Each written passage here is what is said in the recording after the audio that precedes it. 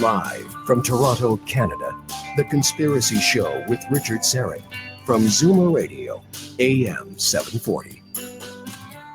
And welcome to the Audio Imaginarium.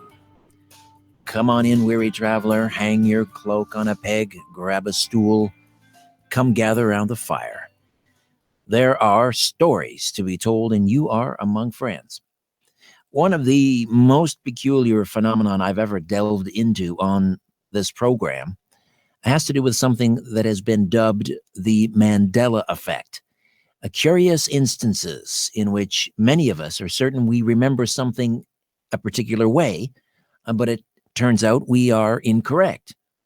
The name of the theory comes from many people feeling certain they could remember Nelson Mandela dying while he was still in prison back in the 1980s. And contrary to what many thought, Mandela's actual death was December the 5th, 2013, despite some people claiming to remember seeing clips of his funeral on TV.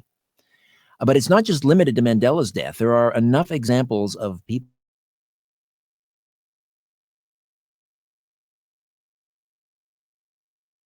go jingles one way when it turned out to be something completely different. And there are a number of theories as to why this is happening.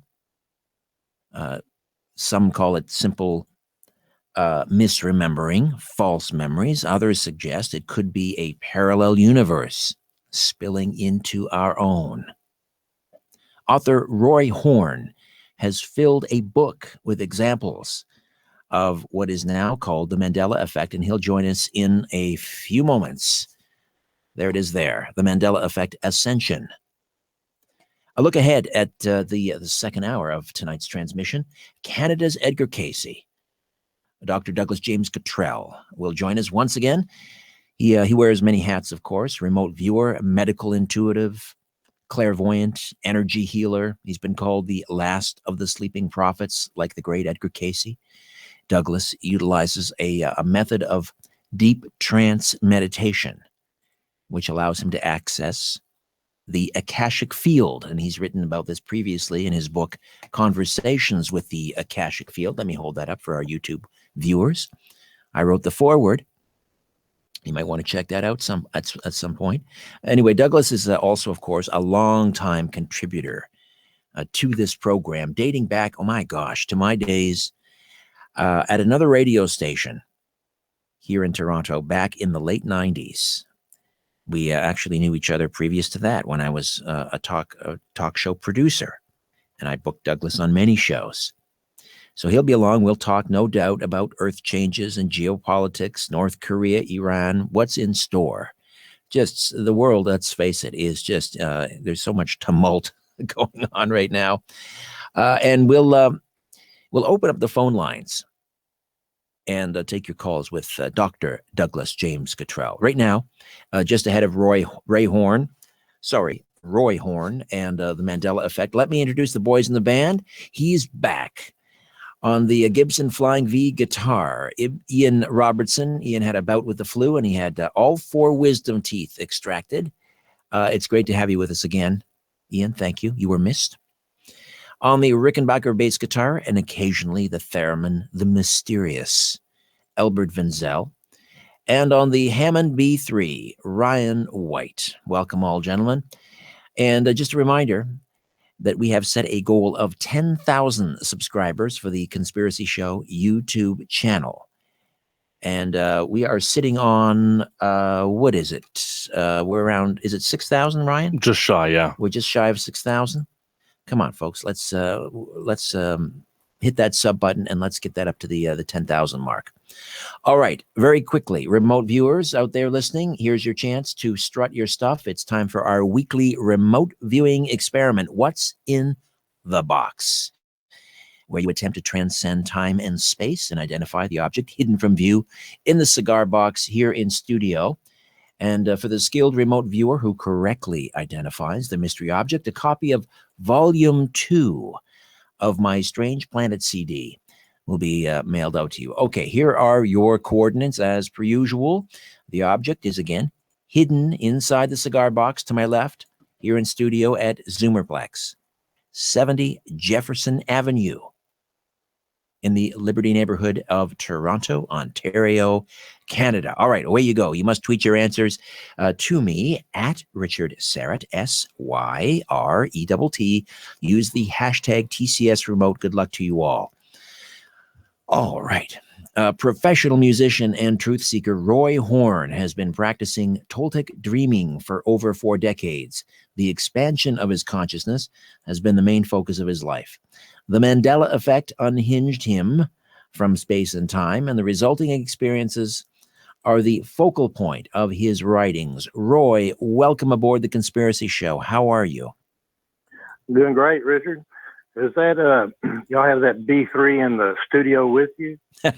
It is not. I know you're a musician. I sort of, I refer to them as the boys in the band, but I think only, as far as I know, only young Ian is the accomplished musician. Albert, you don't play a musician, do you, or an instrument, do you? And how about you, young Ryan? Do you play an instrument? A little bit of piano here and there. There you go. All right. So there is no Hammond B3 in studio. I was going to say that's a dedication to sound to haul that around. When did the Mandela Effect, because this is a recent phenomena, at least as it exists sort of online and as when it went viral, it goes back to about this, 2010, Fiona Bloom blogged it. But did you know, was this gnawing at you before 2010? That's a good question. And when I look back on years past, I catch myself wondering. There's so many things that got so odd and everything, but I really had not heard of it until I became aware of it. Let's say March of 2016. Okay. But I think that at least a year and a half before that, my life had gotten very strange, and I think I was probably going through this and didn't know it. It's interesting that the name, the Mandela Effect, stuck, where it could have been called the Berenstein Bear Effect. It could have been called the Kit Kat Effect. It could have been called the Oscar Mayer Effect. And we'll talk about all of those examples. What is it about for you? Was the Mandela funeral also kind of a landmark event? Well, not really. I mean, I remember Mandela dying in prison in the 80s. And then in what was it, 2013? Right. And he died and I watched the funeral on television, and it never even dawned on me. I mean, I really did not connect the dots. I didn't even sit there and think to myself, well, wait a minute. I really did not. And it wasn't until this I saw some examples of this and saw that they were calling it the Mandela Effect. And then I started reading it, and I remembered that long ago that I did remember Mandela dying in prison, but that particular incident or him, it wasn't that big of a landmark thing for me. There are some that are just, bizarre, and that's bizarre enough right there. Well, Hugh Hefner just dying. I remember him dying about 18 months ago. Oh, really? Also. Oh, yeah. Interesting. And what do you say to people who dismiss this as merely misremembering, false memory?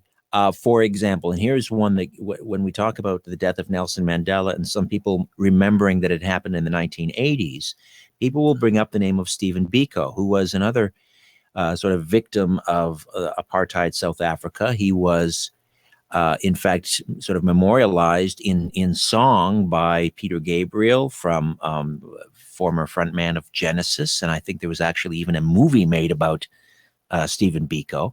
So they'll throw that up and suggest what you're remembering was the death of Stephen Biko in the 1980s, not Nelson Mandela. How do you respond to that? Well, it depends on how far along you are in this process, because at first you defend yourself a lot, and you try to find corroborating evidence, or even you start picking people's brains because you really want them to remember the way that you're remembering. And you would question this for sure if it wasn't that there were millions and millions of people that have alternate memories that, like I have. Although there are millions and millions that have memories that don't match mine, but don't match this either. It's quite a mismatch. But as far as memory, it's like some things. You could say this or a couple of things I could probably misremember, but not all of this. And specific events that I know, such as the Kennedy assassination. There were only 4 people in the limousine in all of my memory. Now there's 6. But that's a point that, you just don't, after all these years and seeing that was a Pruder film for so many times and all about it, it's just no way that you would misremember. Right. Let me just ask you in the middle of that car. Yeah, just let me ask you about that, because you don't, as a child, and you don't remember Governor Connolly and his wife Nellie Connolly, the First Lady of Texas, being in that middle row of seats. No. You don't. Okay. There was a driver and Connolly in the front seat, and then the back seat. It was only 2-seater. And the Kennedys were in the back. Oh, I see. And what's so different about that, Richard, is that you can go online and find this right now, but that was 1963, and right after that, and probably early '64, Look magazine, on the inside of their magazine, they did an article on the Henry Ford Museum. And the picture that they chose from that museum was the limousine that Henry Ford, that the Ford company built, Lincoln Continental, that they built. That's right. Yeah. That, and it's an exact mock-up. It's a replica of that car in the Henry Ford Museum, and the picture's in there. Look magazine, and it's only a 2-seater. There you go. Third seat. Roy, got to step away for a quick timeout. We'll come back. The Mandela Effect Ascension. Roy Horn, right here on The Conspiracy Show. My name is Richard Serrett. Stay with us. In a democracy, we elect officials so we can sleep at night. So why are you up? 416-360-0740 or toll free at 1-866-740-4740. Don't miss the magic of the season as you're whisked away into a winter wonderland with Christmas on Ice, live at Niagara Falls View Casino from November 6th.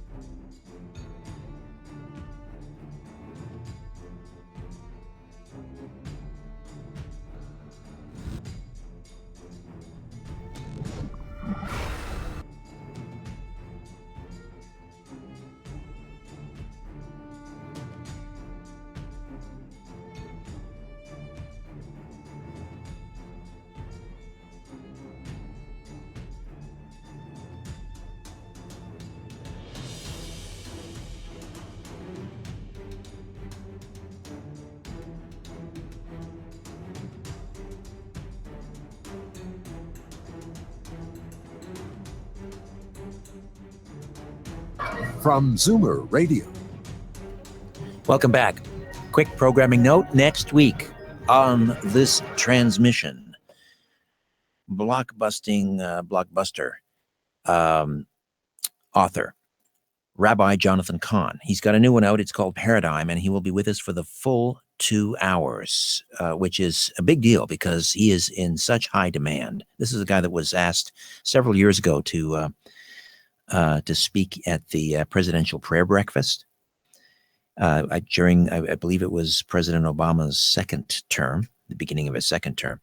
And Jonathan's a good friend and a good friend of the program. And so for him to spend the full 2 hours with us is a big deal, and we're happy to have him. Right now, Roy Horne stays with us. We are talking about the Mandela Effect. Ascension is the book, The Mandela Effect Ascension. Let's just go through. I hate to call it a laundry list, but it's a long one, and we won't get to all of them, obviously. But, I mean, there are people in my live chat on YouTube right now who are, going back and forth about the Berenstain Bears. And I have, young children. We watched the Berenstain Bears. I don't remember it being the Berenstain Bears, but I always just dismissed that as me misremembering. But again, if it was just an isolated case of me and a few other people, but there are legions of people who remember the Berenstain Bears, and it is not the Berenstain Bears, it's the Berenstain Bears. Roy, if this is real, wouldn't someone have it on tape? Is there a VHS copy out there somewhere with the Berenstain Bears on it instead of the Berenstain Bears? Well, yes, there are. That called residuals, we call it residual evidence, and it shows up all the time. There's somebody will find, it started off by, I think a lot of people searching old, like TV Guide or, and to see how it was spelled. And you can find so much evidence that couldn't be, they couldn't have just misspelled that show or whatever, because there was a television show that by that name. But a lot of people can have evidence that they take pictures of a 8-track tape or something, not an 8-track, but a VHS. Right. Yes. With the cover still on it, with the spelling the way that you and I remember it, not the spelling today. There's a name for this. You call it residuals. Yeah, residual evidence. And I don't know who started that, but it's important because if things were exactly the way they are now, there would not be this digital evidence. And basically that's what it is. Somebody has taken a picture or something. But, like the last time that we had talked, I talked about J.C. Penney. Yes. And P-E-N-N-Y. It's always been my reality. Now it's P-E-N-N-E-Y. But you can search Google Ads or Google, and you can look at newspaper ads from back in the 60s, and you'll find it, spelled the way P-E-N-N-Y. You'll find it spelled the other way too, but you'll find a whole bunch of it spelled the way that I remember it. And this is close to home. This is close to home for you because was it your sister that worked for J.C. Penney? Yeah, our very first job, and I remember that quite well. It was kind of a big deal for her because it was her first job, and I remember going and seeing where she worked and stuff like that. It was kind of a big deal for her at a very, very young age. But I remember how it was spelled. The other one, now you see, I'm not with with you or the others on Mandela because I don't remember him dying in the 1980s. I remember, again, Stephen Biko. But here's the one that I am with you on, and that is Oscar Mayer. I mean, I grew up watching I Wish I Was an Oscar Mayer Wiener, and I remember my wiener has a first name. It's O-S-C-A-R. My hot dog, or my wiener has a last name. It's M-E-Y-E-R. Not M-A-Y-E-R, but that is how it is spelled today. Right. So I'm with you on that one. Yeah. Well, hey, let me tell you this. Since the last time that we talked, Another one's popped up, and I just learned about this one last week, so I don't really know how long it's been around because I don't really search for these things anymore. But I do remember Mike Tyson biting the top right ear off of Evander Holyfield. That was a big deal. Sure. Hell, he bit that ear off, spit it on the mat, and they called the fight. But if you look at it now, didn't happen that way. Now in this reality, or whatever you want to call it, Tyson bites Holyfield on the right ear. They stop the fight, no blood or nothing. They take 2 points away from Tyson. This whole thing took about 6 or 7 minutes. The referee was really mad. They took 2 points away from Tyson, which is a big deal in a championship fight. Right. They started the fight again, and Tyson bit him on the left ear, and they called the fight. No blood, no missing parts. And that's not the way I remember that. No, I remember blood. I certainly remember blood. Now, when you say this has just popped up, what do you mean? You've recently seen the fight on YouTube, or how did it pop up? I'll see somebody talking about it on YouTube or Facebook. There's one Facebook page or whatever I go to ever so often because that's all they do is just people talk about the new Mandela changes or whatever. And so I saw this one last week. I don't go to the Facebook thing that often, but so it may have been a while that it's been up there, but I saw it last week. The other one I wanted to mention to you was Ford, the Ford Motor Company, and right. the logo of Ford, which apparently has never changed ever in the history of Ford. Not if you look at their history. They say it's been that way since 1912. Right. But I don't remember. I remember that in the capital F, the cross part of the F being a kind of not a square thing, but almost a little banner looking. But now it's just straight across, but on the inside of it, it's got a little curly Q like a pig's tail. Right. I don't know. That is not from my reality. I grew up around Fords, worked on Fords. My dad owned Fords. I bought Fords. It just blows my mind that, when you see that, you go, no, that's not right.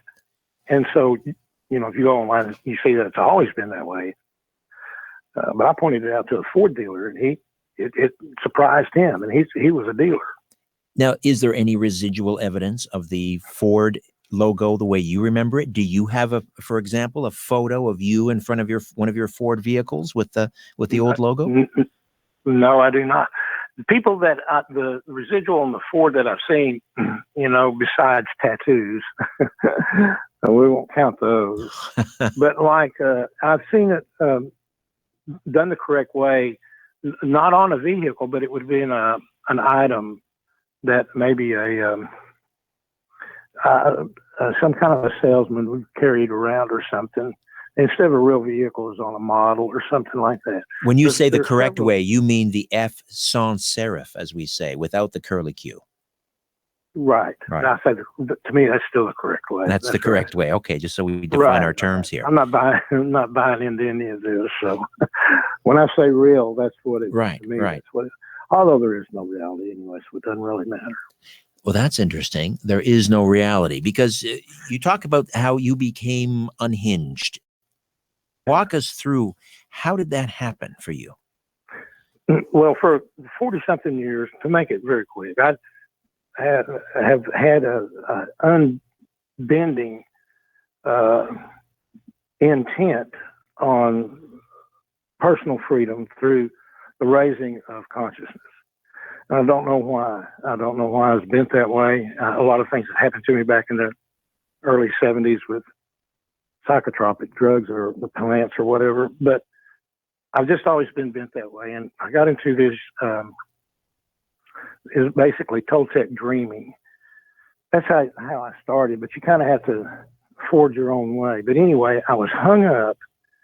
And when I say hung up, I was hung up on stopping the world, because the reality that we know, what we're operating in right now, is just formed by the collective consciousness of the planet, but more specifically by your internal dialogue. And if you can control the internal dialogue, which you learn through dreaming techniques, then if you can shut your internal dialogue off without going to sleep, you can stop the world. You can see this world will melt away, and you can see the real energetic world. Well, in order to do something with that, instead of just viewing it, in order to manipulate it or maneuver in it, you have to eliminate your belief system that is holding you grounded here. And part of the techniques that I was having trouble with in getting rid of this belief system was erasing personal history and recapitulation. And recapitulation is kind of like releasing karma, I guess you would say, but I guess it's like reliving moments, but actually reliving them and letting it go. And it's kind of a difficult thing to do, but harder than that is erasing personal history. How do you do that when everybody around you have a personal history with, and that the very vibration of those thoughts holds you in place? It sounds like you're talking about the Matrix, that we are living in a digital simulation. Is that? It's very close. But what the Mandela Effect did, but when I figured out that this is not where I'm from or whatever, it released all of my past, I guess. It did all that I've been trying to do. It did it for me because I have no personal history here. Even though everybody that wants around them, they know me forever. This is not the reality or whatever. But it was just enough, I guess, with what I've been doing for 40 something years to stop the world and allow me to have several visions of the true nature of reality and the energetic world that we actually live in. So at this point, it's almost as if you and legions of others have had this aha moment where they have caught who's ever sort of behind this. We've caught them in their own act. We've caught a glitch here. Are you at all interested in trying to dig up more of this residual evidence, or are you beyond that at this point? Oh, I'm beyond that. What has happened, Richard, is we're in a cycle. I mean, there's all kinds of cycles, but we're at the very a wonderful place to be, because we're in a period in which what the Toltecs and the people before the Toltecs, the Miakas, they had these sons. We should just, sorry for the interruption, Roy. We should point out the Toltecs were a civilization that lived in Central South America well before the Mayans and the Aztecs. That's correct. And they had the sun cycles pretty well nailed down. And so what we're coming into is a new sun. And I'm talking of consciousness. And that started around 2000, be totally in place 2020. But during that time, the old sun, the old consciousness dies away. And in that period of time is much turmoil, wars, and just crazy weather, and people just being nuts. And that's the period of time that we're in right now. And so automatically, the world at this time, the collective consciousness starts waking up when these sun cycles happen, and the control matrix falls away. So that's what's happening. The people that are experiencing the Mandela Effect, the veil, so to speak, the matrix is falling away. What's difficult is that the powers that be and who controls them have known about this for eons and have prepared for this period of time. And we are in a period of time where the choice has to be made. You're going to be human and evolve into the human world, or you're going to be transhuman and evolve to the human computer world. Wow. Why would the Matrix sort of hang on? I know it's not an exact analogy, but let's work with that, because I think in terms of pop culture, that makes sense to a lot of people. Why would it all sort of rest on things, common pop culture references like Oscar Mayer Wiener or the Berenstain Bears or the Ford Motor Company logo. Why would it be something like that that grabs our, that whoever they are, that are sort of downloading this reality, why would they slip up on those sorts of things? Well, I don't know that they're slipping up. You see, I think that because of what is naturally happening, as far as reality changing before our very eyes, I think that they're so far ahead of what we can even dream that they are. And I do believe that by which we can get into later how they're doing it, but what they're doing is a way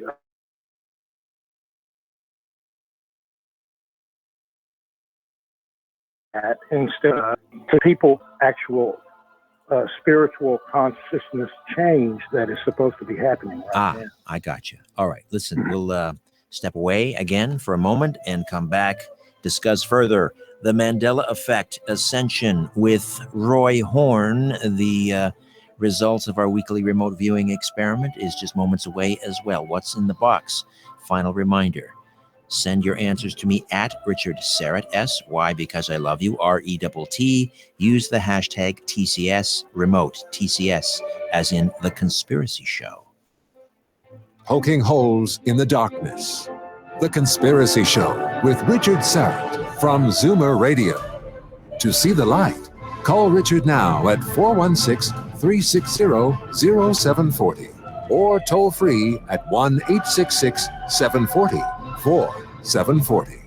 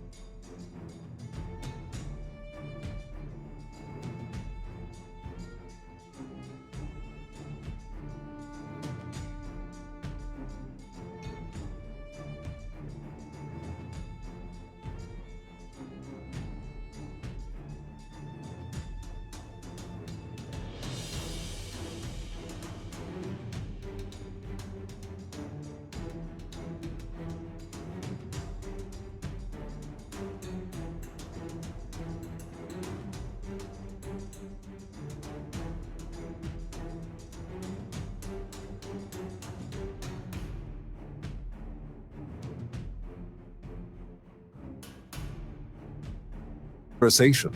This is The Conspiracy Show with Richard Syrett on Zoomer Radio.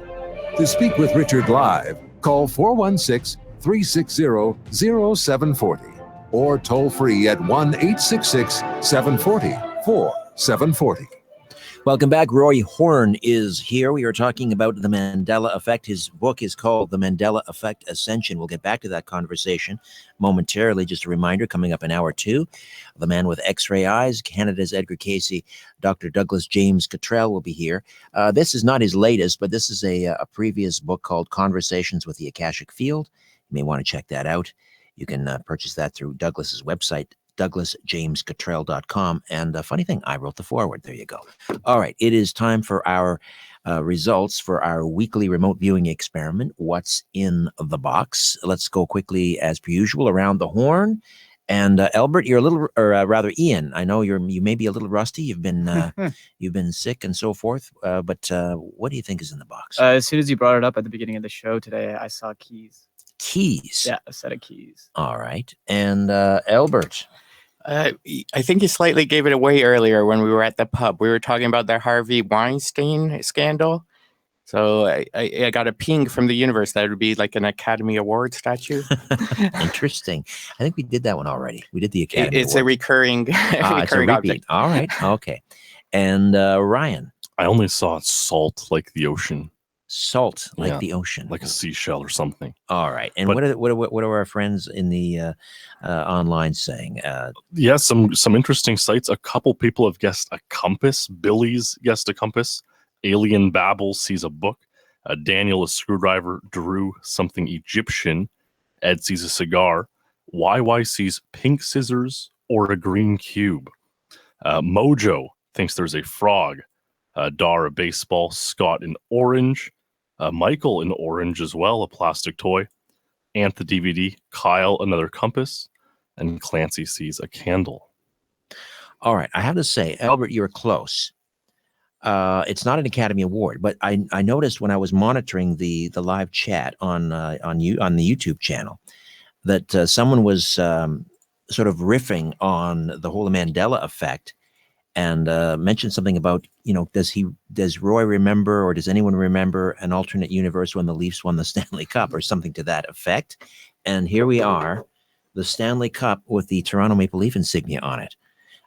So there you go. So Albert, kind of in the ballpark, not an Academy Award, but it is in fact a Stanley Cup. Can we see that on the YouTube? There we go. All right. Now I'm not sure what that was in the YouTube channel, but it was not an official guess. So, but he was onto something, obviously. All right. Again, just a reminder, Douglas Cottrell coming up in the second hour. Let's get back to our conversation just for a few moments. This is a short segment. Roy Horne stays with us. The Mandela Effect. Just give us a couple of others here that are mentioned in the book. You mentioned J.C. Penney. We mentioned Ford, Oscar Mayer. We mentioned the Berenstain Bears, of course.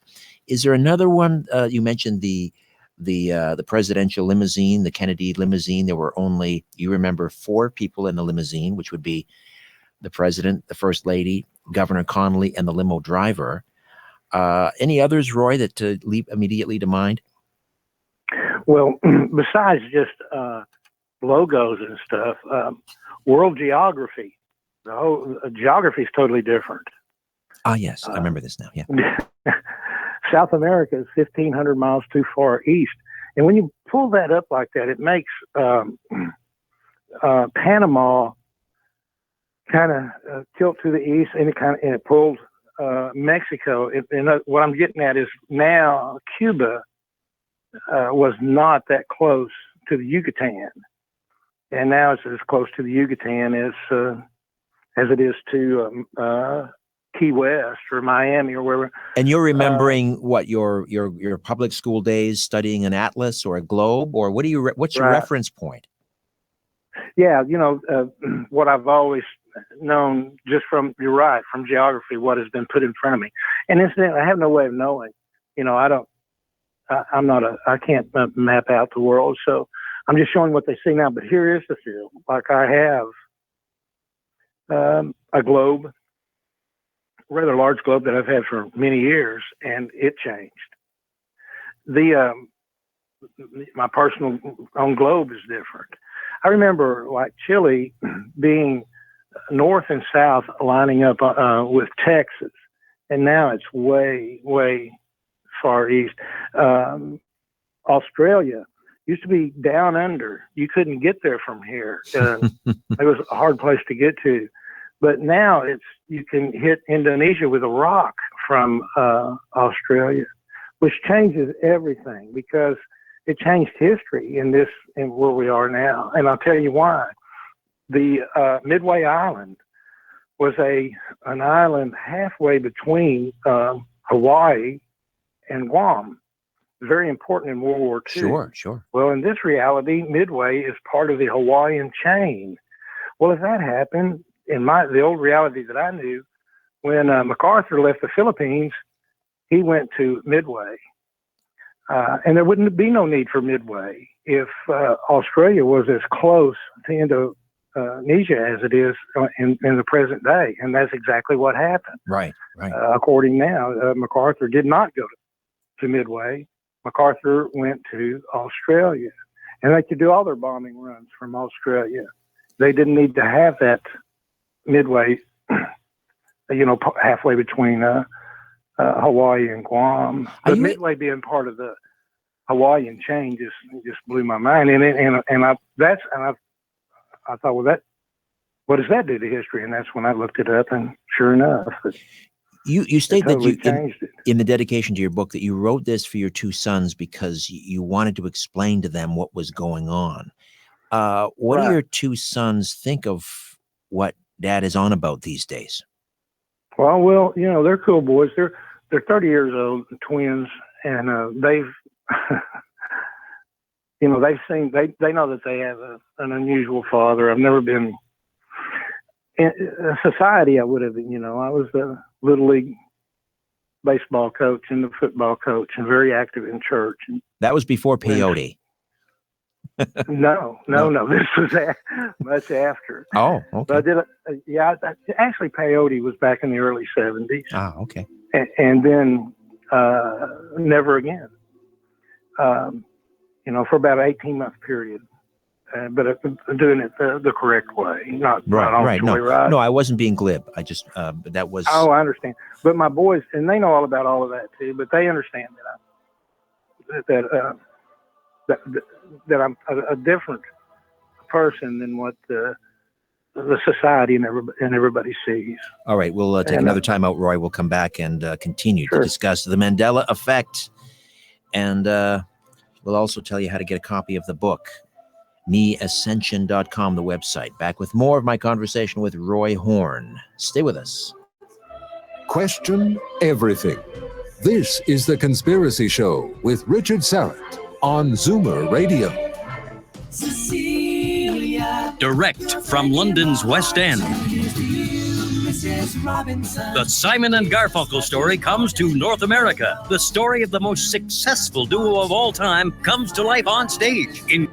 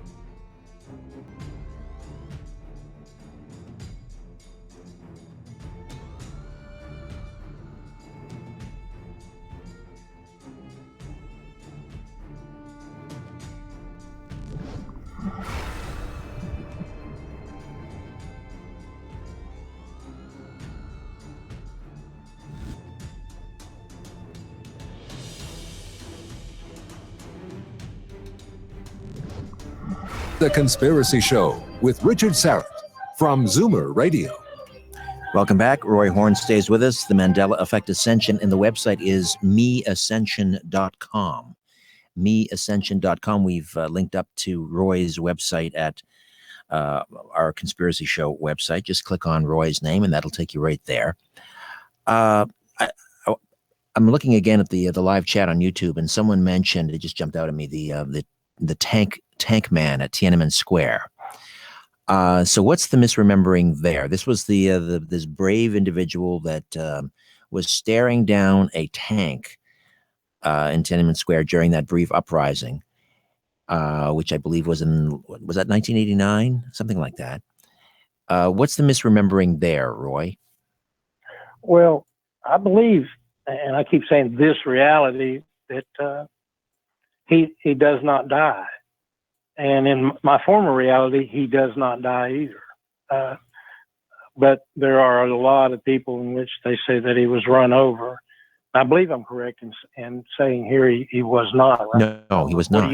I do not. He was not. I remember someone grabbing him and dragging him off. Right. I remember him not dying. Also, see, that's what's strange.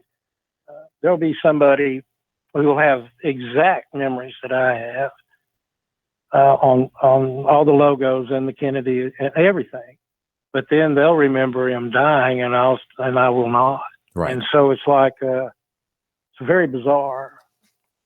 But it's really what it comes down to is frequency. We live in an electromagnetic environment, and it's all frequency. And that this thing that we're in right now is just a hijack of collective consciousness by artificial intelligence that they've had probably since the 50s. And the hijack part of it is the Mandela affected. And that's basically is what it is. The multiverse is real. And it's very hard to fathom and explain, but it is real, and they know that. And this is just basically a little trap along the way, I guess you would say, to keep people from evolving the way they should be at this time. Right. It's almost they're dropping these little clues, hoping someone will take notice, and then we're all left chasing our tails, totally wrapped up in it. Right. The same way we were with the Warren Report in '64, the same way we're wrapped up in trying to figure out what brought down the Twin Towers. Meanwhile, we're missing the big picture. Well, let me ask you this, Richard. Yes. How many buildings do you remember falling that day, 9/11? I remember at three. I do too, but you need to go look at that now. All of them did. 1 through 7 now in this reality collapsed. And so I remember 3, 1 and 2, and then miraculously building 7 by itself. Right. But not in this reality. You should go look now. You see, that's what's so different, because the Mandela Effect, and everybody thinks that it's set in stone, but it's not. It keeps changing. I've seen the Flintstone, Flint, changed to Flintstone without the T, back and forth 4 or 5 times now.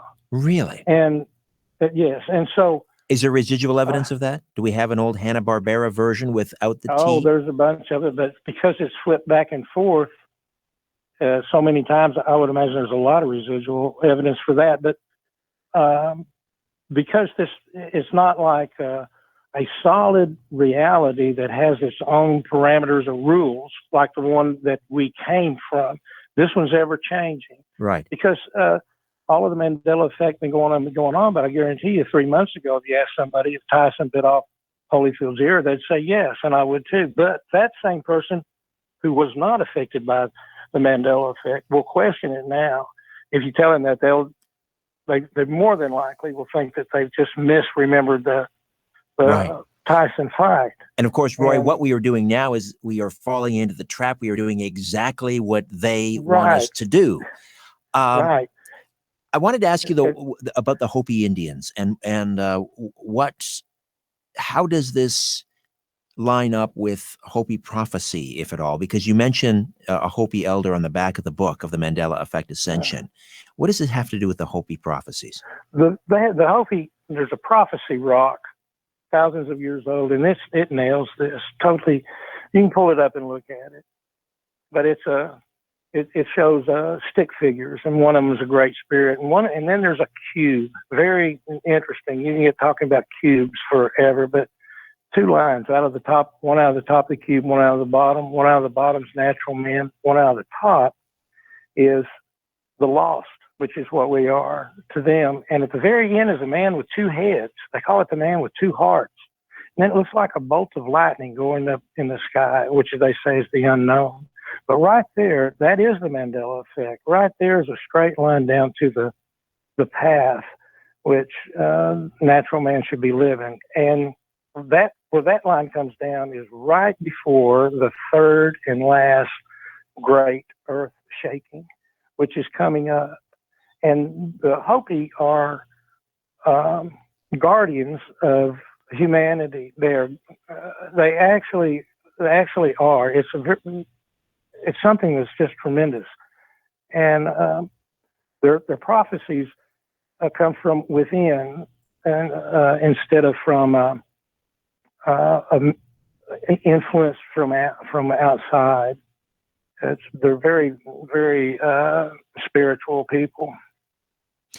I want to come back to the Toltec dreaming, and how did you first of all, again, how does this Toltec dreaming work, and then how did you learn how to do it? Well, there's the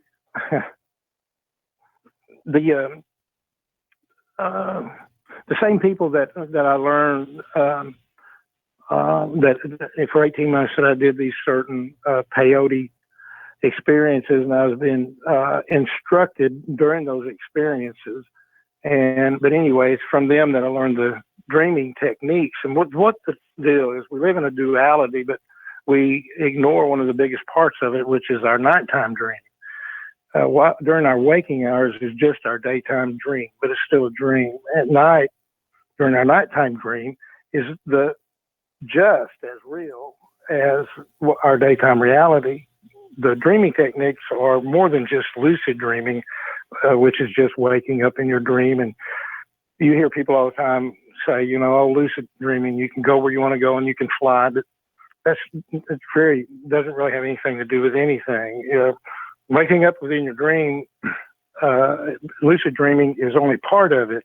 Creating an energetic body that you can utilize in your dreams is the second part of our lives. There's this part that we're conducting now, and then there's that part. And then merging the two is where intuitive knowledge comes from. You no longer, you don't read books, or I can't, study anymore. Because I don't need any of that. I don't need mankind's interpretation of anything anymore. I just rely on intuitive knowledge. But then the goal then is, if you are able to wake up in your nighttime dream, then the key is, I guess, for all of us, the ultimate goal is to be able to wake up in our daytime dream, which we mistake for reality. Oh, there you go. You just nailed it. Ding dong, that's it.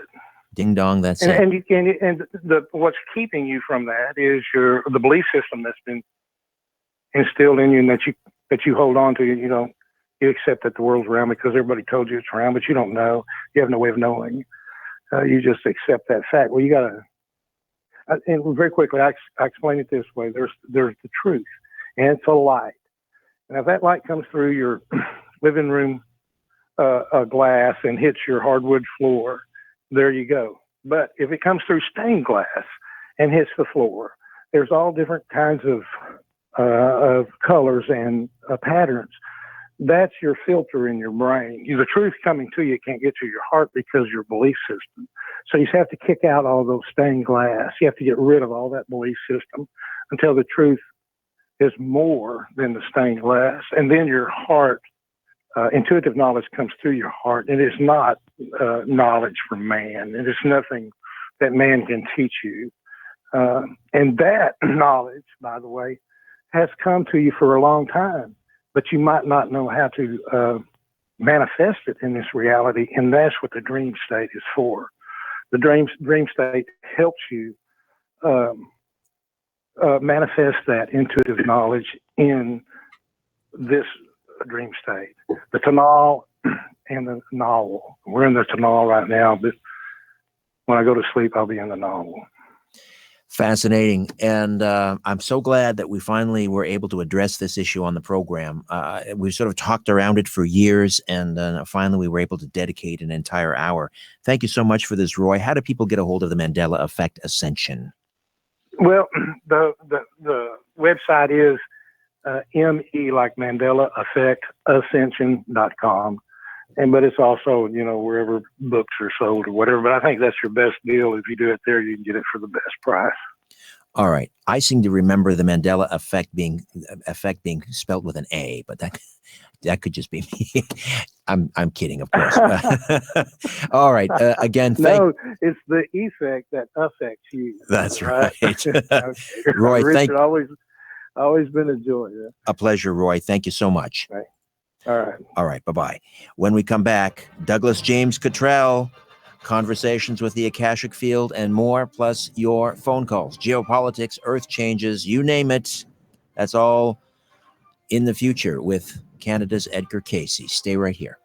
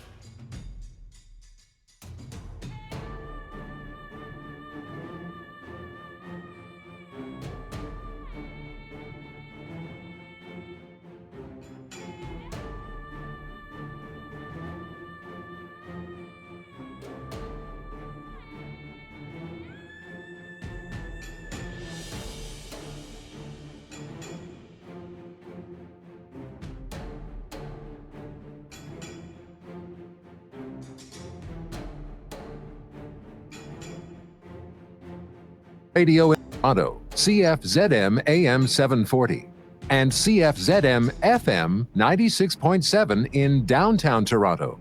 Owned and operated by MZ Media Incorporated. Zoomer Radio, timeless hits.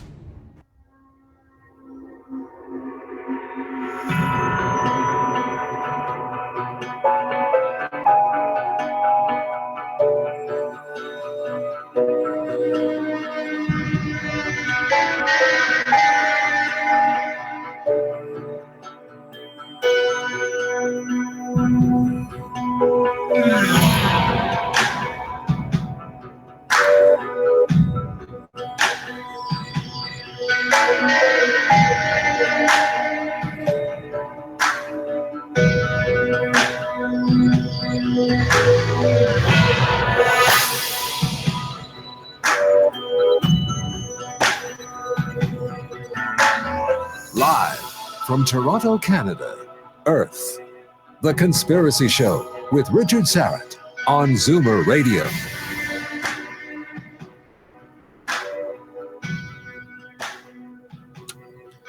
Well, thanks for inviting me into your home, your long-haul truck, RV, camper, taxi, your parents' basement, your loft, that greasy spoon just off the interstate, and your cabin in the woods.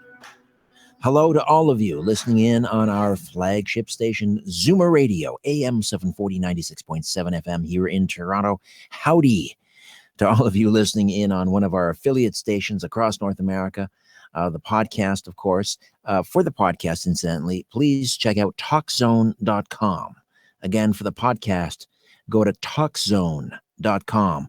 And of course, we have to say hi to everyone watching the radio. Yes, I said watching the radio on our YouTube channel, The Conspiracy Show with Richard Syrett. Please take a moment and hit the sub button. We're sitting at around 6,000 subscriptions. We really want to get up to 10,000 by the end of the year, and time is slipping away. A special how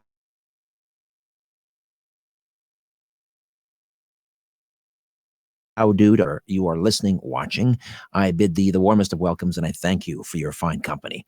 Again, a programming note: next week on this transmission for the entire 2 hours, Rabbi Jonathan Cahn will be here to discuss his new blockbuster, Paradigm. Every so often, an individual appears who can demonstrate the ability to access the dimension known as the Akashic Field. Dr. Douglas James Cottrell is one such individual. He's best known as the last of the sleeping prophets. His quantum meditation style is often compared to a phenomenon demonstrated by the likes of Edgar Cayce, Ross Peterson, and Paul Solomon. Douglas demonstrates many abilities studied by noetic sciences, including clairvoyance, telepathy, energy healing, remote viewing, predictions, and prophecies. He is one of the select few able to demonstrate all of these abilities, and even fewer who are considered a reliable information source. He is the author of Secrets of Life, The New Earth, The Complete New Age Health Guide, Gems of Wisdom, Conversations with the Akashic Field, and Avatar, The Secret Life of Jesus Christ. Douglas, welcome back. Oh, we just lost Douglas. All right, we're going to try and get him back.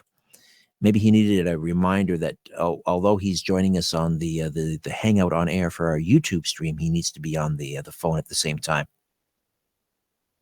Okay, we will get him back in a moment. All right. So let me just take a moment to remind you again, Conversations with the Akashic Field.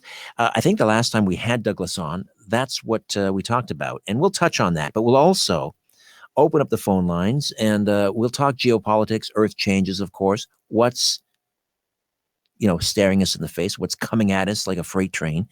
And why don't I give you those numbers now? 416-360-0740. That's the Greater Toronto area. Again, 416-360-0740. And toll free from just about anywhere, 1-866-740-4740. Again, toll free just about anywhere, 866-740-4740. And we will take calls for Douglas Cottrell. Ian, any luck raising Douglas again? Not yet. No. It goes straight to voicemail. 1 second. That's odd. All right. Something's awry in the Akashic Field, my friends. We have lost the sleeping prophet, the man with X-ray eyes, Douglas Cottrell. All right, Ian is working diligently on the other side, trying to get him. If you're listening to us, Douglas, we're calling you, and the messages were going right to voicemail. All right. Hey, we didn't have a winner for this week's remote viewing experiment. Let me just, for those of you who missed it, this was our hidden object in the cigar box. It's a Stanley Cup. Oh, I'm going to show that one up there. Okay, there it is, that camera. And here's what's weird. In the live chat on YouTube, someone was mentioning the Toronto Maple Leafs winning the Stanley Cup. And lo and behold, that's our object. All right, we'll try again next week for another chance to win perhaps a Volume 2 of my Strange Planet CD. Or you can always check out our fabulous Conspiracy Show merchandise, mugs, T-shirts, hoodies, phone cases at our merch store, online merch store, theconspiracyshow.com, theconspiracyshow.com. I tell you what, why don't we open up the phone lines while we're waiting for Douglas, and we can get people lined up if they have questions for him. If there's something they'd like him to remote view, not to forget that Douglas is also a medical intuitive. And I'm not sure if he's prepared to do that tonight, but we'll see if we can press him into service. Or if you have questions relating to earth changes and so forth. Let me just throw it around the horn. Albert, I know you're a remote viewer in training, so to speak. You're on this mic over here. What do you want to know from Douglas Cottrell? I guess this one's us a lot. The lottery numbers. We're up to 20 million for 649. I don't think he's going to do that because you can't, when it comes to this sort of thing, there is this, I don't know if it's kind of the karma, the cosmic court that doesn't allow you to take advantage of that sort of thing. I'm guessing that's what he's going to say. I don't know. Yeah. Okay. You want it. What about in terms of Earth changes? Or geopolitics? Yeah, you see, I try not to get too wound up about that. Maybe something like, what's the good news? If you ask him if there's any good news, like when that announcement that Tom DeLonge made, like where's the free energy or something like that? Like what's blocking that? What's the obstacle? Tom DeLonge, formerly of Blink-182, who has been working sort of behind the scenes trying to bring about UFO disclosure. We were expecting a big announcement and nothing has happened. Yeah, it's just sort of another letdown. All right. I think we have... What's the good news? I guess what's the good news? All right. We have finally been joined by Dr. Douglas James Cottrell. Hey, Douglas, how are you? I'm fine. Just a little panicked here, trying to get the phone buttons to work. I was listening to the show and all of a sudden, I disappeared. I said something... I'm fine tonight. Wonderful. This weather is really strange. But we're all hanging together again. The world seems to be falling apart, doesn't it? Well, if you listen to the news, it does. I mean, when I look, we can get into the weather now because, yes, we had some horrible hurricanes. We had Irma and we had, was it Jake? We had a number of hurricanes. Maria, yeah. Yeah. But my gosh, Douglas, it's hurricane season. And it's actually been about a dozen years since we've had anything, I think, above a 3 or a 4 actually make landfall in the continental United States. So we're kind of overdue for these, don't you think? Well, coincidentally, I wrote a book in 2011 and said that Florida and the Caribbean would be hit with tornadoes on both sides of Florida, one after the other. And it took from 2012 till now to happen. So a little quiet self-promotion there on my new Earth book. But some of the other things that are happening, the heat wave that's going on in Spain is absolutely horrendous. They're running out of water. The argument can be said, yeah, we're going through this cycle every so many years, and it's probably true. But I don't think it's not like a cycle where we're going to go through it and we're going to go back to normal. The ice caps are melting at a huge rate, which is destabilizing the Earth. And I've talked about in previous shows why that's happening, on your show, that is to say, about the mantle, the molten center of the Earth heating up, causing this heat wave, heating the oceans and then heating the continents. With all this nuclear testing going on in North Korea, I think that we're going to have more earthquakes because the crust of the Earth is destabilized. And the last thing it needs is some kick in the pants with some atomic or nuclear explosions going on, deep inside the Earth. So there's all these elements going on, but, thank God we live in Canada. But I got to say, we talked on your show a long time ago when you said, Douglas, you have this center in Hamilton, on Hamilton Beach. What are you doing there? You said that Lake Ontario is going to rise, and now all the scientists are agreeing with that. And this recent spring or so, summer, it actually has happened where all the houses on the beach were suffering gigantic flooding in the basement. And my theory is that it was coming back through the storm sewers and pushing the water up through the basement, certainly cracks in the center at Mini Mansion Spiritual Center, that was happening. But, there's Lake Ontario. And I can remember when I was in high school, people were predicting, golly, lakes they're going down at a tremendous rate. We're going to lose the lakes. The lakes are going to disappear. Oh, that's the extreme. I'm making that up. But there were serious people saying that the lakes were evaporating. What are we going to do? Water shortages. So from then till now, and by the way, I was in high school in 1966. Not to date yourself. Anyway, Vietnam War, Beatles, motorcycles and stuff like that. But I have seen pictures with you with long hair. Yeah, did you see that? I did. Cool. That's on my website. And by the way, for the people out there listening, you participated very graciously in some documentary footage that we put together, and I want to thank you. Give you a shout out and say that you were very eloquent, very direct. You got that up on the website very quickly. You just started this project, and you've got some serious footage up there on DouglasJamesCottrell.com already. Quick turnaround. This is true. We have lots of viewers, and so far there's only been a couple of death threats. But no, it's been very well received, and that fellow Ed that came up from New York to do the filming for us was a professional, and Doug learned from him how to do some editing. And he gave us a fantastic program to edit. And with Doug, my son Douglas was a super talent. Voila, there we are. But do you remember how we first met? I mean, I was producing a talk show. The music is coming up. We'll come back, but very quickly, I was producing a talk show at another radio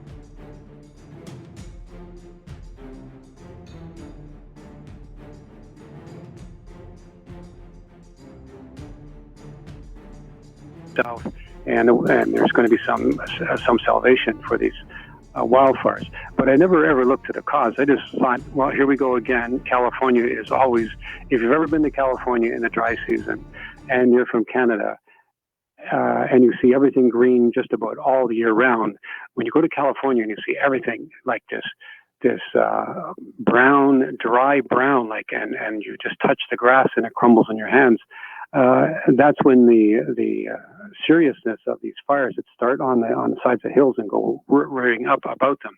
Now, when I'm chatting up here, I'm looking, and I don't see things coming out of the sky, but I do see red spots or dots in the sky. So I'm going to say it could be meteors that I'm looking at, but it could have been something else. I don't know. I don't see, like, usually I see a meteor coming in straight and striking the ground smack like that.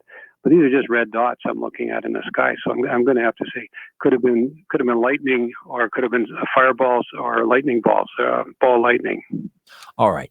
With so much going on in the world, Douglas, are you having fitful dreams lately because there's so much tumultuousness in the world? Yeah, I do.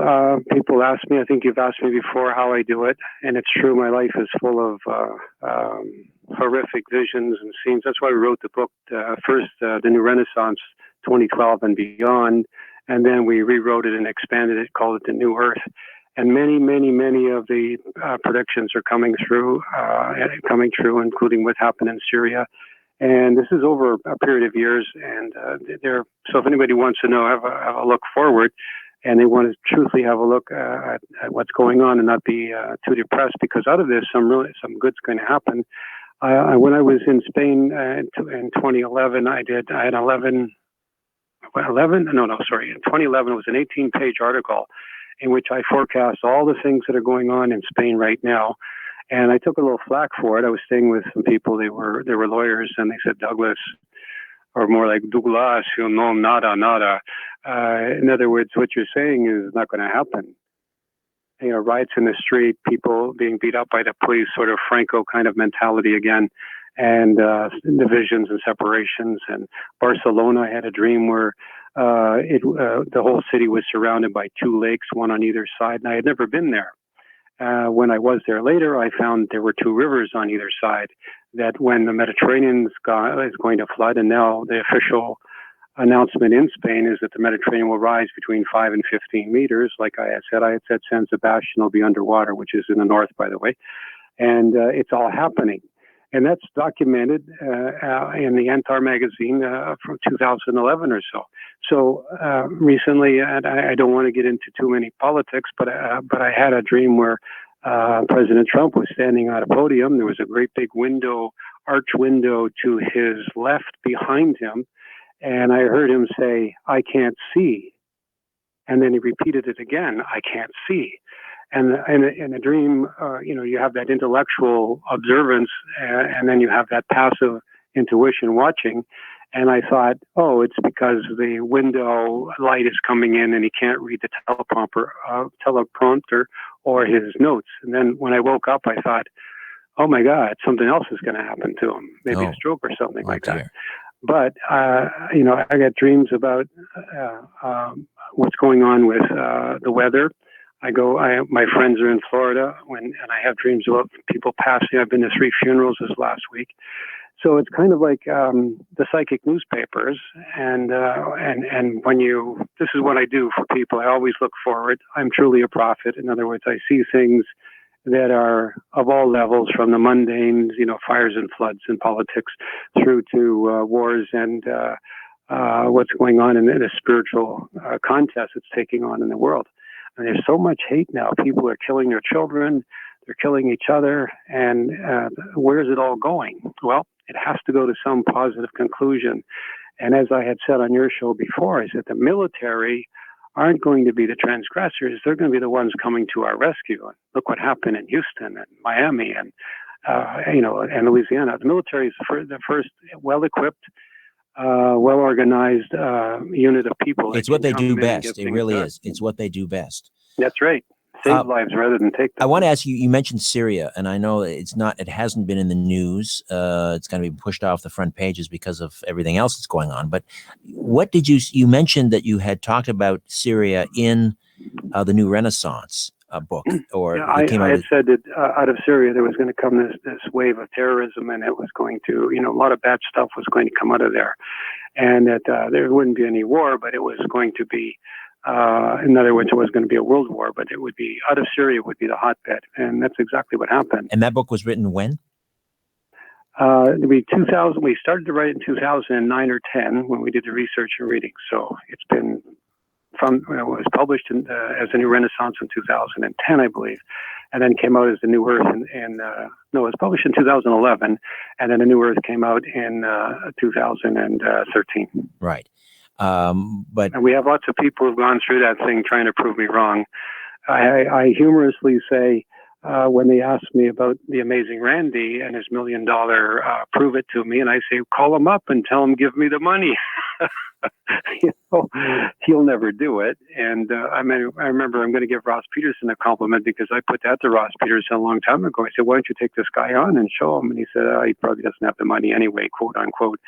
And so I learned not to be too distracted. But in the book, we were prompted,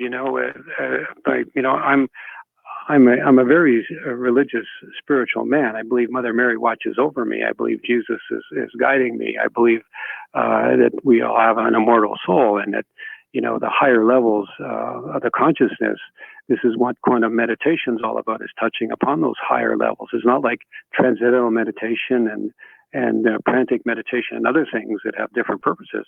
It's a purpose to address and get a hold of the Akashic Field, the Akashic records, which lo and behold, scientists are coming out and saying, yes, the little particles have a memory, or they have some influence of thought. And oh my goodness, there is this place that scientists that are coming out and saying there is this place called the Akashic Field, this place that we would call the middle heavens, or the heavens above. Jesus referred to them in the Bible as, I go to prepare a place for you, and many mansions, referring to other dimensions or heavens, or a place for us in the heavens above. So there is this real place that we're now tapping into, and because of the internet and social media and devout people who are serious, open-minded people, are beginning to see, like, yeah, this guy Cottrell can see the future, not just once or twice, but seems to be doing it like 1,000 times. So the future is foreseeable if you develop your spiritual abilities, which are inherent. And, it says in Corinthians, 1 Corinthians chapter 12, there's a statement which rules my life, which says, brethren, I will not have you ignorant of the spiritual gifts. And then it goes along and delineates what these spiritual gifts are, which means that we all have this ability. I know you've demonstrated some in past experiments we've done on your show. You have a touch of that. Albert is developing himself very well. And as people begin to come and see these prophetic dreams, remember in the Revelation it said, or somewhere there it was said, old men will come forth and seeing visions, and young men will come forth having dreams and dreaming dreams. And that's where we are now, because we're in such a time. Well, I want to talk about North Korea, and we're coming up on a break here. Let me ask you now, and we'll once the music. I don't see any war. The more the rhetoric goes on, the more it empowers this maniac to develop his nuclear weapons. China will never ever take the umbrella protection off him, no matter what it says, what it seems to be publicly. I have never seen any aggression by North Korea, meaning where they're firing missiles. I don't think that he's extorting money from his own people. He is a true dictator, and those poor people in North Korea, they have no idea what's going on in the outside world. And I can't say that like there is no idea. What I mean to say is, they don't have the advantages we do, but they're full of propaganda, and they cannot say anything. Otherwise, serious bad things happen to them. Do you see someone within Kim Jong-un's circle taking him out? That might happen because he's such an egomaniac, such a young guy. The older fellows are there. I can see a group of 4 or 5 of them right now. I'm looking at them. They're sitting around a table, and they're like putting little white pieces of they look like round pieces of bone or checker on the table. And I think they're like casting lots who's going to do this. Oh, that's really? something I've just seen right now. But I've never seen any aggression outside. What I think is going to happen to this country is that setting off these nuclear explosions is going to cause massive earthquakes. Right after he did that, there was this earthquake in Mexico, in Central America, I should say. So the earth is just so fragile, and so he might take out a lot of his own country. This is interesting. So you've just had this vision just now where it appears 4 or 5. They got those funny hats on. They're sitting around a table. It's dark all around them, and they're like throwing white pieces of something. It looks like bone or a white piece of marble or a checker shape.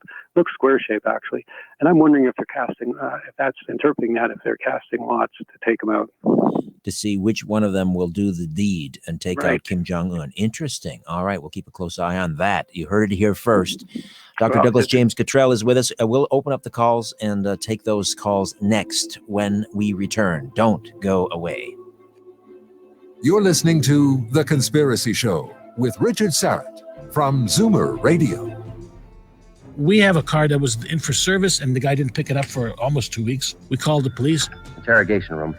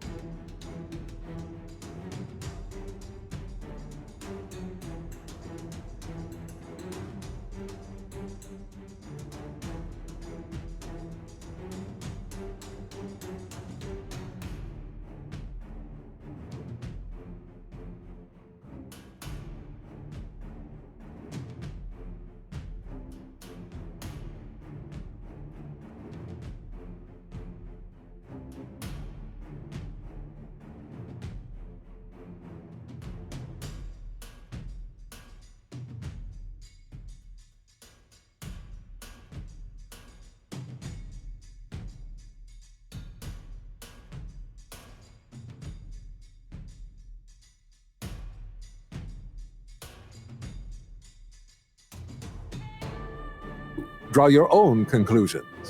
This is The Conspiracy Show with Richard Syrett on Zoomer Radio. Welcome back. Douglas, did you see the front page of the National Post the other day? The big blaring red headline. It said Code Red, and then underneath that we have these images of missiles being dropped from the air. They're highlighting the stories that are inside the edition.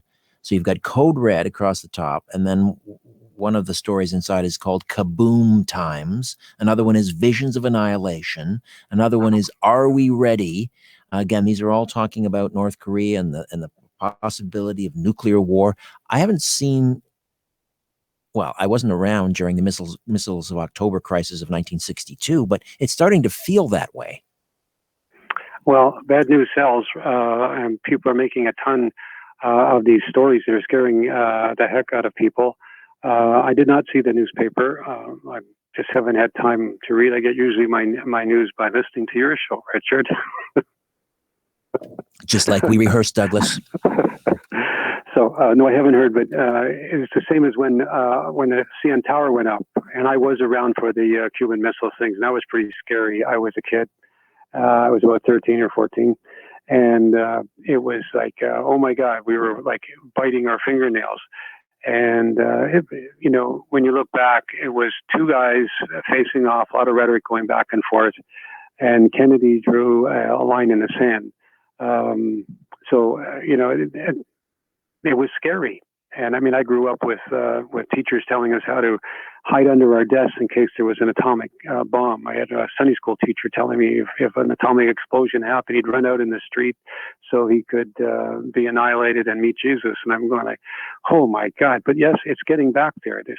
Remember the Mayan calendar said that in 2012, December 2012, it would be a change of an age.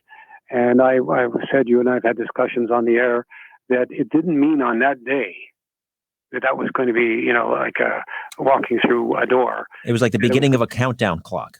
Right. And here we are. And the world from 2012 to 2017, just 5 years later, oh my God, how different has it been? And we are in chaos, which is something that Cayce and Peterson and myself have been using that exact word that the world would be in a state of chaos. So it does sound like back in the missile crisis, it does sound like in the Vietnam War, there was a lot of stuff going on every night. It was people living in fear. And of course, I think it was Jesus said, in the future, there will be wars and rumors of wars. And so we're a warlike people. The world has a lot of bad in it.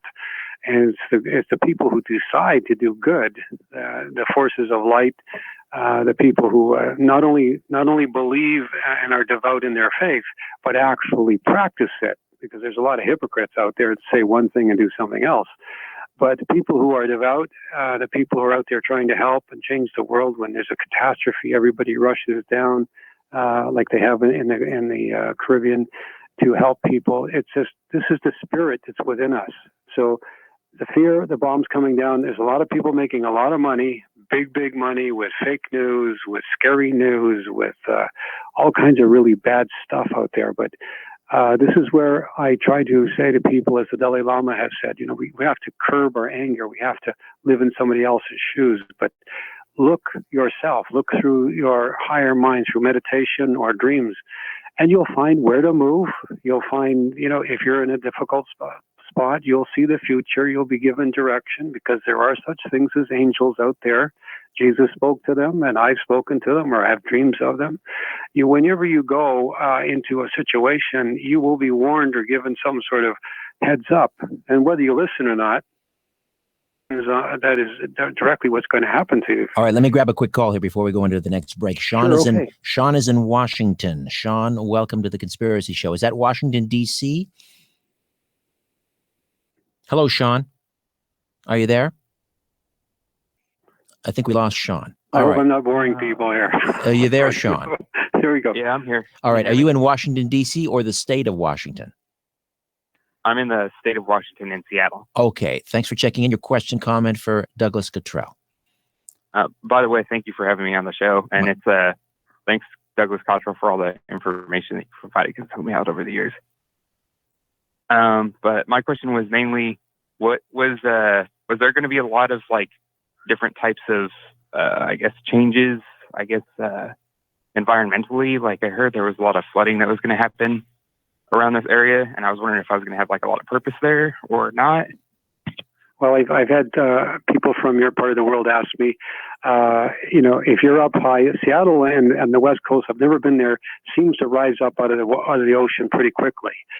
So there will be flooding because the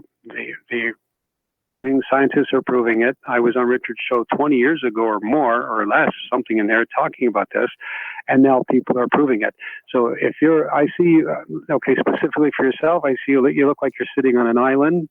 You're up high. It's like a big hill coming out of the water. So does that sound where you kind of live? You're up high, and is the water and around you like that? Yeah, a little bit. There's a lake to the west of us. Okay, so you're going to be high and dry. It's the words I just heard right now. So you're going to be okay, but the water will be all around you. And that image I just had was where you are, and then progressing a little forward into the future. All right, Sean, Okay. thank you for checking in, and I look forward to speaking to you again from the great state of Washington.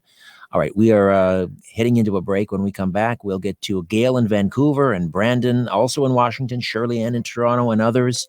I also want to talk to you about decertifying the Iran nuclear deal, and maybe we can talk about the future of Hollywood, as things seem to be crashing down over there as well. Many are saying thank God for that. Back with more of my conversation with Canada's Edgar Cayce. Stay with us. The owners of the system are asleep. Now we can play. The Conspiracy Show with Richard Sarrett from Zoomer Radio. Yeah.